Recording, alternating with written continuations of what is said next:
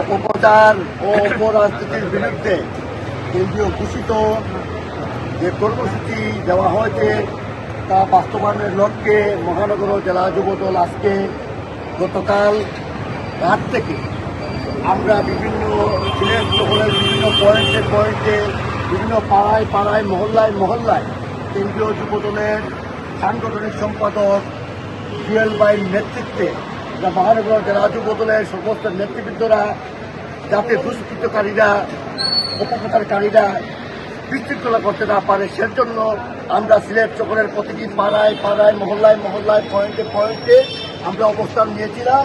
আজকে সকালে ভোরবেলায় সেই অবস্থান কর্মসূচি শেষ করে আমরা এখন সংক্ষিপ্ত পথসভায় উপস্থিত রয়েছেন।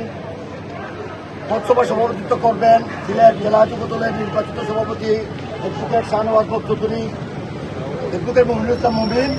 আজকের এই সংক্ষিপ্ত পথসভায় প্রধান অতিথি হিসেবে আমাদের মধ্যে উপস্থিত রয়েছেন বাংলাদেশ জাতীয় যুবদল কেন্দ্রীয় নির্বাহী কমিটি বিপ্লবী সাংগঠনিক সম্পাদক জনাব কামরুজ্জামান জুয়েল ভাই।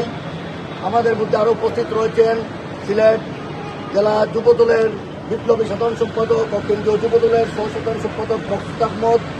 আমরা আজকে থেকে চলমান যে কর্মসূচি ছিল তা বাস্তবায়ন লক্ষ্যে সবই মোটামুটি সঠিকভাবে এর জন্য আমরা বক্তব্য সংক্ষিপ্ত করে নিচ্ছি। আজকে আমাদের এই সংক্ষিপ্ত সমাবেশের প্রধান অতিথি বক্তব্য রাখার জন্য অনুরোধ করছি প্রধান অতিথি বক্তব্য রাখার জন্য অনুরোধ করছি বাংলাদেশ জাতীয় যুবদল কেন্দ্রীয় নির্বাহী কমিটির সাংগঠনিক সম্পাদক জনাব কামরুজ্জামান জুয়েল ভাই।